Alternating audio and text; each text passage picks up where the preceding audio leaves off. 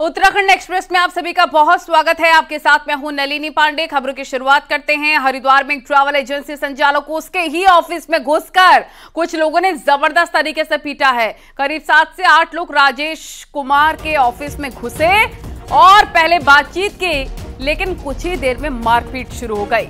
ये देखिए तस्वीरें हम आपको दिखा रहे हैं। पहले का आरोपी ने हाथ उठाया, फिर बाकियों ने भी हाथ उठाया। मारपीट की पूरी वारदात ऑफिस में लगे सीसीटीवी कैमरा में रिकॉर्ड हो गई है। बाद में पुलिस को शिकायत दी गई, जिस पर केस दर्ज किया गया।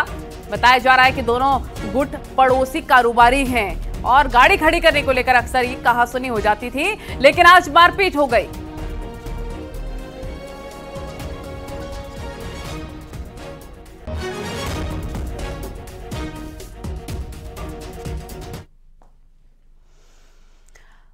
बात मौसम की करें तो उत्तराखंड के 6 जिलों के लिए मौसम विभाग ने भारी से अति भारी बारिश का अलर्ट जारी किया है, जिसमें कुमाऊं के लिए रेड अलर्ट जारी किया गया। मौसम विभाग के मुताबिक देहरादून, नैनीताल, पौड़ी, चंपावत, उधम सिंह नगर और हरिद्वार में आज रात भारी से अति भारी बारिश हो सकती है और बारिश का ये सिलसिला आगे भी चलता रहे। इसके लिए मौसम विभाग के मुताबिक 4 जुलाई तक पूरे प्रदेश में बारिश जारी रहेगी। तो कहीं पर बारिश राहत बनकर आ रही है, कहीं आफत बनकर।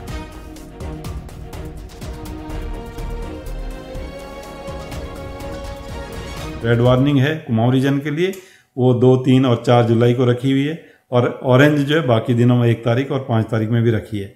ऐसे ही जो गढ़वाल रीजन में भी जो ऑरेंज अलर्ट जो है वो देहरादून, टेहरी, पौड़ी और हरिद्वार डिस्ट्रिक्ट के लिए रखा है और बाकी जो और गढ़वाल के डिस्ट्रिक्ट उसमें येलो अलर्ट रखा गया है। आज सुबह से हल्द्वानी और उसके आसपास के इलाकों में मूसलाधार बारिश देखने को मिली। बारिश के कारण लालकुआं इलाका पूरी तरीके से जलमग्न हो गया। यहां रेलवे स्टेशन से लेकर खड्डी मोहल्ले तक पानी से पूरा इलाका जलमग्न हो गया। खड्डी मोहल्ले के लोगों को घर छोड़कर सारी रात इधर उधर बितानी पड़ी। कई लोगों का सामान और राशन भी इस जल भराव की चपेट में आ गया। प्रशासन को जैसे ही जल जमाव को लेकर सूचना मिली, एसडीएम मौके पर पहुंचे, लोगों को मदद का आश्वासन दिया है।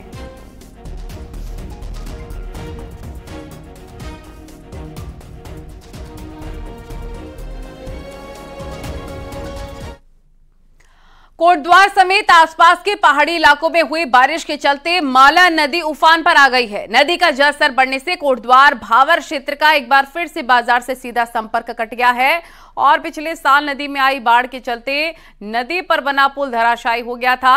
इसके बाद से भावर क्षेत्र के बड़ी आबादी को आने जाने के लिए कड़वाश्रम रूट से जाना पड़ रहा है। नदी का जलस्तर बढ़ने से कोटद्वार सिडकुल जाने वाले कर्मचारियों को भी नदी किनारे कई घंटों इंतजार करना पड़ा।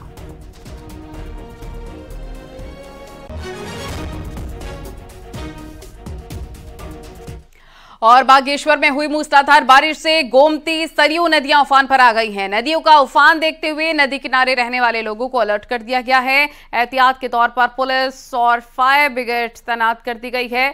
कपकोट और गरुड़ में भी मूसलाधार बारिश होने से बरसाती नाले उफान पर हैं।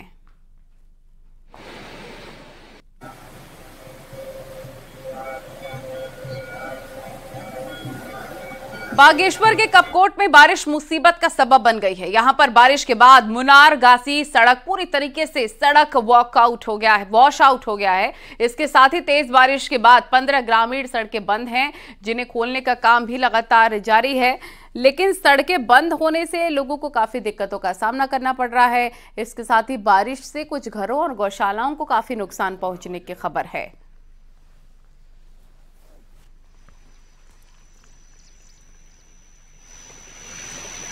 ये देखिए रिखाड़ी मोटर।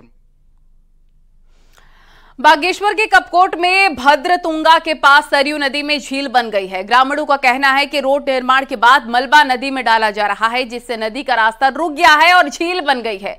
अब झील बनने से प्राचीन शिव मंदिर पर तो बड़ा खतरा मंडराने लग गया है। निचले इलाकों में तबाही का मंजर भी देखने को मिल सकता है।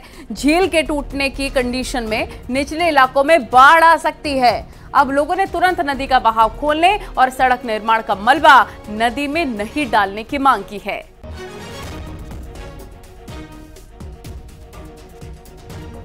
उसको उस झील को निस्तारण करने की व्यवस्था करें, खाली करने की व्यवस्था करें, ताकि आसपास के गांव को खतरा न बने। लेकिन उसको मैंने विभाग की टीम को निर्देशित किया, उसको जाके देखिए, उसका झील का मुहाना खोल के पानी को धीरे धीरे उसका पानी नीचे डिस्चार्ज करा दें और उस पर लगातार हम एक नजर बनाए रख रहे हैं। बद्रीनाथ धाम से बड़ी खबर है। अलकनंदा नदी के जलस्तर बढ़ने के बाद तप्त कुंड इलाके से यात्री हटा दिए गए हैं। ऊंचाई वाले इलाकों में हो रही बारिश से अलकनंदा नदी काफी उफान पर है और धाम में नारद कुंड और गांधी घाट हुए जलमग्न। पुलिस ने अनाउंसमेंट करके सभी को सुरक्षित स्थानों तथा नदी के तट पर नहीं जाने के उन्हें निर्देश दिए हैं। एक्सक्लूसिव तस्वीरें आप देख रहे हैं इस पर।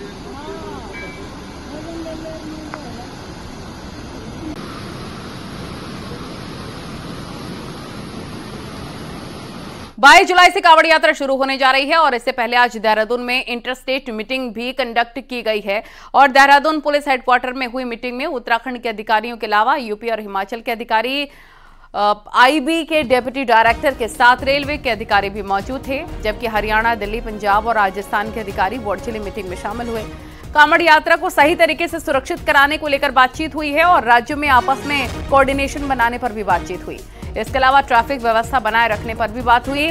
साथ ही तय किया गया कि कांवड़ यात्रियों का भव्य स्वागत हो और डाक कांवड़ के लिए भी अलग रूट प्लान बनेगा।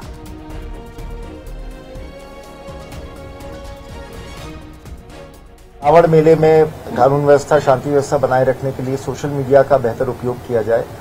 कोऑर्डिनेशन बहुत इम्पोर्टेंट इशू था डिस्कशन के लिए। ट्रैफिक प्लान में हमारा किस तरह से कोऑर्डिनेशन रहेगा, बाकी और मैनेजमेंट में किस तरह से कोऑर्डिनेशन रहेगा। सीएम पुष्कर सिंह धामी ने आज उद्योग और रेवेन्यू विभाग की मीटिंग ली है। मुख्यमंत्री ने कहा पहाड़ों में इंडस्ट्री के लिए प्रयास किए जाएं और निर्देश दिए हैं कि ऐसा सिस्टम बनाया जाए कि एग्रीकल्चर लैंड यूज चेंज के लिए अलग से जरूरत ना हो, ताकि काम में बेमतलब की देरी ना हो। और मुख्यमंत्री ने कहा है कि देहरादून के लाल तप्पड़ में जुलाई 2026 तक कन्वेंशन सेंटर का काम पूरा किया जाए। मुख्यमंत्री ने देहरादून में जल्द फिल्म सिटी बनाने का काम भी शुरू कर देने के निर्देश दिए हैं। इसके लिए 107 एकड़ जमीन तय की गई है। राजस्व की बैठक में मुख्यमंत्री ने कहा अफसर ये देखें कि खतौनी की अटेस्टेड कॉपी के लिए लोगों को तहसील ना आना पड़े। मुख्यमंत्री ने कहा 15 जुलाई तक इसकी फीस तय करके ऑनलाइन सिस्टम तैयार किया जाए। मुख्यमंत्री ने कहा कि जमीनों का दाखिल खारिज का काम तय वक्त में पूरा हो। मुख्यमंत्री ने कहा कि एक हफ्ते में 2 बार रेवेन्यू कोर्ट में अनिवार्य सुनवाई की जाए। उन्होंने कहा रेवेन्यू रिकॉर्ड में जो भी जमीन दर्ज है उसका जल्द से जल्द सर्वे पूरा किया जाए।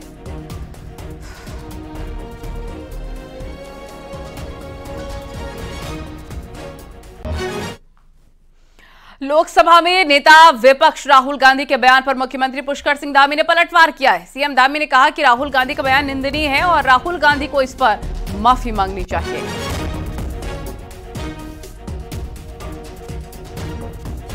राहुल गांधी का बयान ये दर्शाता है कि वो अपरिपक्व हैं। उनकी अपरिपक्वता को घोतक है। जो उनका आज का भाषण है वो झूठ का पुलिंदा है और उन्होंने जिस प्रकार से हिंदू समाज को हिंसक बताने की कुचेष्टा की है, उसकी जितनी निंदा की जाए उतनी कम है, क्योंकि हिंदू एक जीवन जीने की पद्धति है।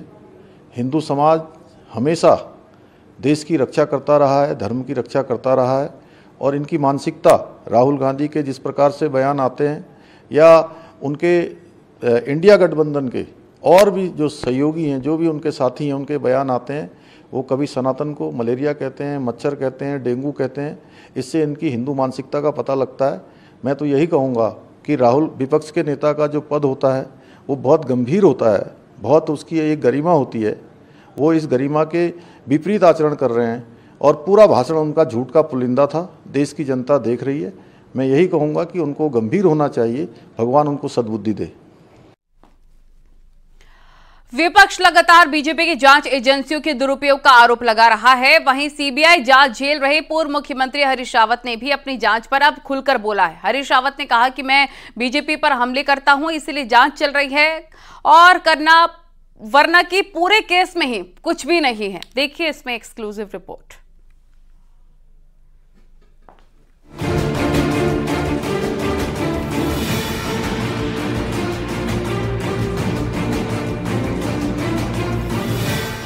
साल 2016 में सरकार में रहते हुए पूर्व मुख्यमंत्री हरीश रावत पर विधायकों की खरीद फरोख्त के आरोप लगे।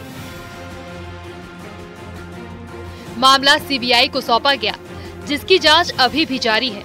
लेकिन आखिर इस केस की जांच कब पूरी होगी और क्या हरीश रावत सीबीआई जांच में पाक साफ निकलेंगे? ये सवाल अक्सर उठते हैं।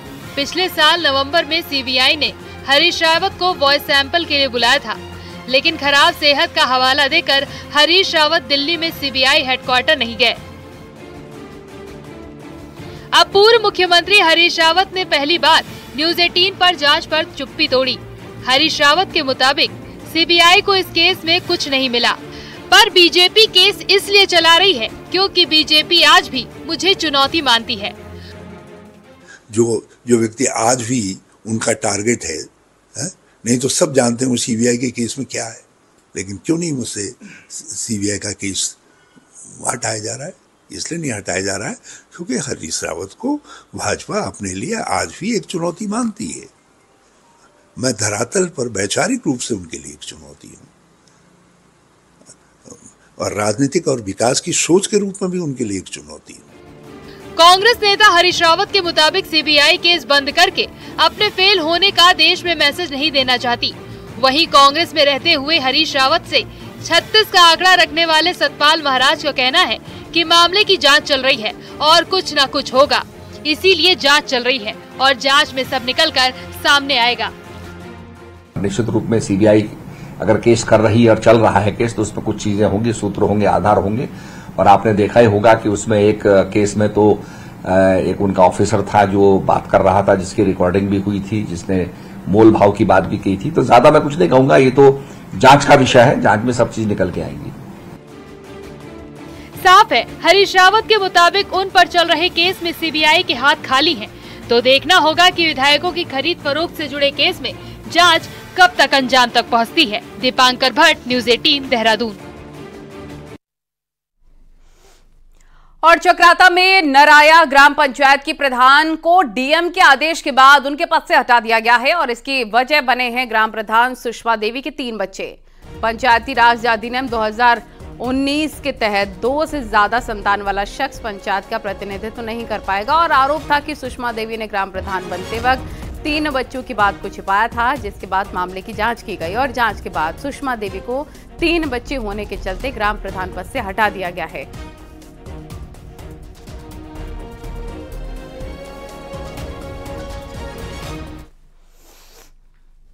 दस मई से लेकर 30 जून तक उत्तराखंड के 4 धाम में लगभग 30 लाख यात्री पहुंचे। इनमें सबसे ज्यादा यात्री केदारनाथ धाम में पहुंचे। 30 जून तक केदारनाथ में 10,06,000 श्रद्धालुओं ने दर्शन किए हैं और पिछले साल यात्रा 22 अप्रैल को शुरू हुई थी और अब 30 जून तक 30 लाख यात्री आए थे, लेकिन इस बार 50 दिन में ही यात्रियों की संख्या इस आंकड़े के करीब पहुंच चुकी है।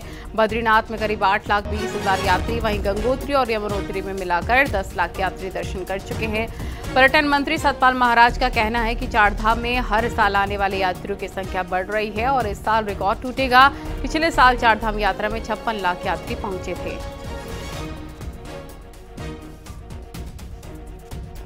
तो लोग सोचते हैं कि भाई धर्म भी कर लो और सुंदरता को भी देख लो, तो ये दोनों चीजें जो हमारे उत्तराखंड में उपलब्ध हैं इसके लिए आते हैं। और 4 धाम तो बहुत प्रसिद्ध यात्रा है, इंटरनेशनली बहुत फेमस यात्रा है, तो लोग इसका भी जो है आनंद लेते हैं और पुण्य लाभ भी प्राप्त करते हैं। उम्मीद है कि लास्ट जो 56 लाख टोटल नंबर नवंबर कपाट बंद होने तक और ऊपर नहीं, निश्चित रूप में हम रिकॉर्ड को तोड़ेंगे।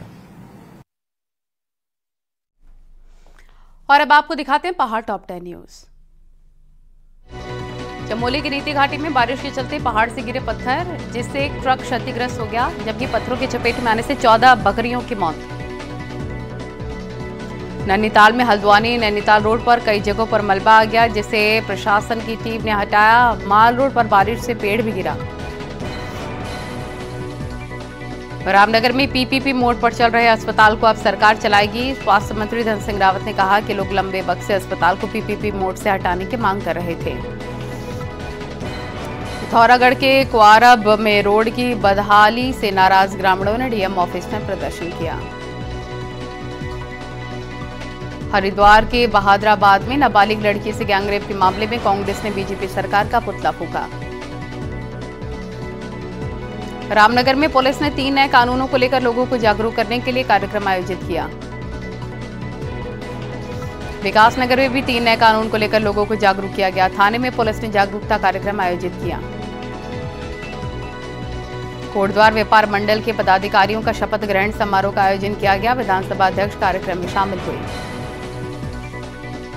बागेश्वर में 3 महीने बाद जनता दरबार लगाया गया। जन सुनवाई में 20 शिकायतें आईं। कई शिकायतों को मौके पर ही निपटारा किया गया। भीमताल में हरेला मेले को भव्य बनाने की तैयारियां शुरू। भीमताल विधायक ने विकास भवन में मेले को लेकर मीटिंग की। आज से देश में 3 नए आपराधिक कानून लागू कर दिए गए हैं और इसी तर्ज पर उत्तराखंड में भी नए कानून आज से लागू हो गए। अंग्रेजों के जमाने के कानून बदलकर नए कानून में कई धाराओं को भी मर्ज किया गया है। देहरादून पुलिस हेडक्वार्टर में 3 नए कानूनों को लेकर कार्यक्रम हुए। कार्यक्रम में सीएम पुष्कर सिंह धामी शामिल हुए और इस दौरान सीएम धामी ने नए कानूनों में सबूत जुटाने के लिए जांच अधिकारियों को टैब बांटे, साथ ही ऐप को भी लॉन्च किया। सीएम धामी ने कहा कि नए कानूनों से लोगों को फायदा होगा और नए कानूनों की मदद से लोगों को जल्द न्याय मिलेगा। सीएम धामी ने नए कानूनों के लिए पीएम मोदी और गृह मंत्री अमित शाह का धन्यवाद भी किया है।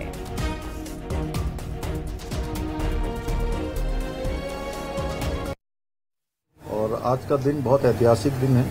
जो अंग्रेजों के ज़माने से पुराने कानून जो जटिल थे और न्याय मिलने में जिनसे देरी होती थी, उन सबको सरलीकरण किया गया है। और बहुत सारे ऐसे कानून जो अपराधियों को बचाते थे, पुलिस को ज़्यादा भागदौड़ करवाते थे, मेहनत करवाते थे, लेकिन उसके बाद भी पुलिस को वो सफलता प्राप्त नहीं हो पाती थी। निश्चित रूप से अब वो सबका सरलीकरण होगा। उत्तराखंड के हरिद्वार में आज नए कानूनों के तहत पहला केस दर्ज किया गया। इसमें आरोपी की गिरफ्तारी की कोशिश भी तेज हो गई। हरिद्वार के ज्वालापुर में विपुल भारद्वाज ने लूट और जान से मारने की धमकी देने का आरोप लगाया और बताया कि आरोपियों से गंगा में धक्का देकर फरार हो गए, जिसके बाद ज्वालापुर पुलिस ने भारतीय न्याय संहिता यानी कि BNS की धारा 309 के तहत केस दर्ज कर लिया है।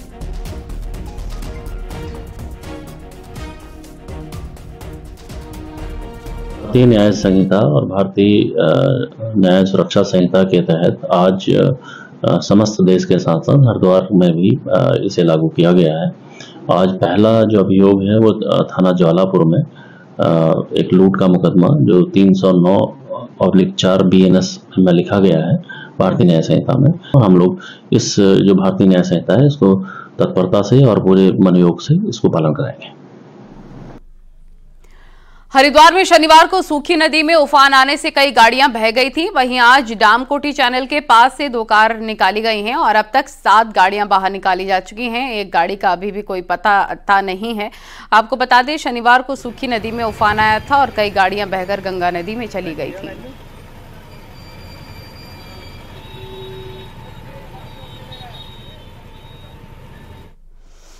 ऋषिकेश में लहरों पर रोमांच का सफर राफ्टिंग 1 जुलाई से बंद हो गया। ऋषिकेश के राफ्टिंग जोन में मानसून की आहट के बाद गंगा का जलस्तर बढ़ते ही रिवर राफ्टिंग बंद कर दी जाती है। 30 जून तक ही गंगा में रिवर राफ्टिंग का परमिट दिया जाता है। अब सितंबर में नए सीजन की शुरुआत होगी, तब फिर से राफ्टिंग शुरू होगी।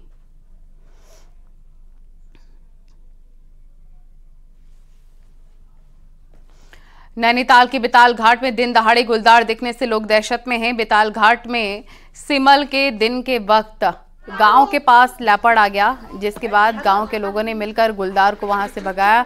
लोगों का कहना है कि कई बार गुलदार गांव में आ रहा है। गांव के लोगों ने वन विभाग से गुलदार को पकड़ने की मांग की।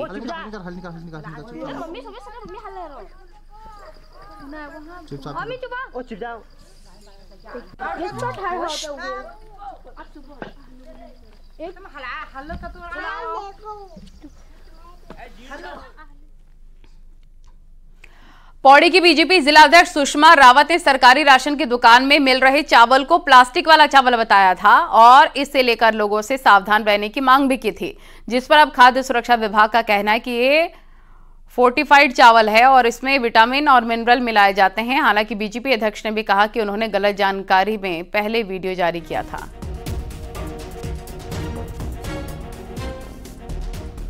सरकार के द्वारा अच्छा काम किया जा रहा है और जो फोर्टिफाइड चावल हम लोगों के लिए मिलाया जाता है वो हमारी सेहत को देखकर मिलाया जाता है, हमारे बच्चों की सेहत के लिए। और इस प्रकार के वीडियो जो सोशल मीडिया में वायरल होते हैं, तो मेरा उनसे भी निवेदन है कि पहले वीडियो की पुष्टि कर लें। विभाग के पास आप शिकायत कर सकते हैं।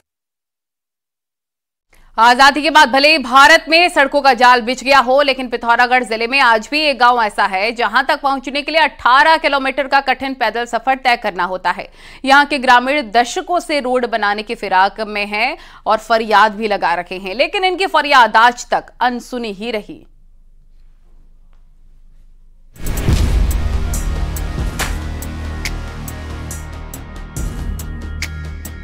एक्सप्रेस हाईवेज के आज के दौर में ये जानकर किसी को भी हैरानी होगी कि पिथौरागढ़ के कनार गांव तक पहुंचने के लिए 18 किलोमीटर की दूरी पैदल तय करनी पड़ती है।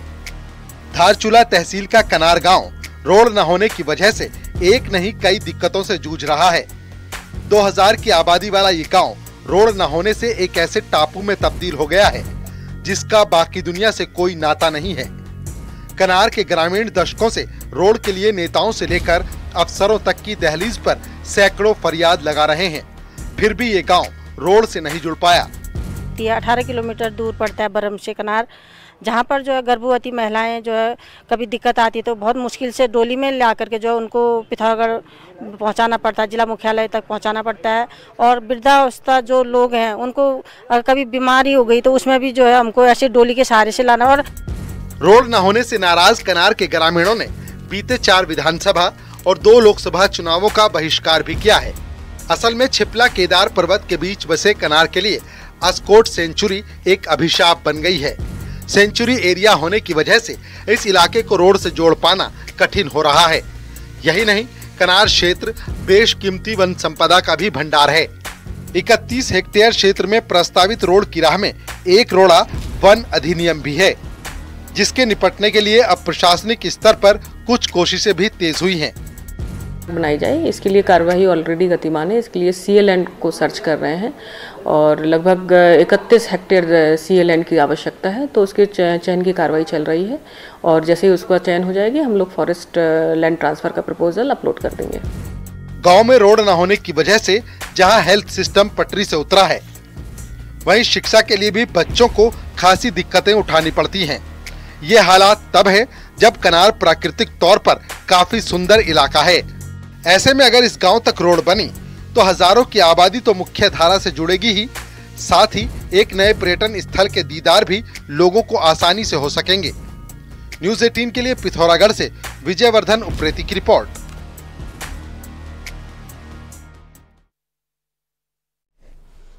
खबरें जारी हैं, रुकेंगे छोटे से ब्रेक के लिए।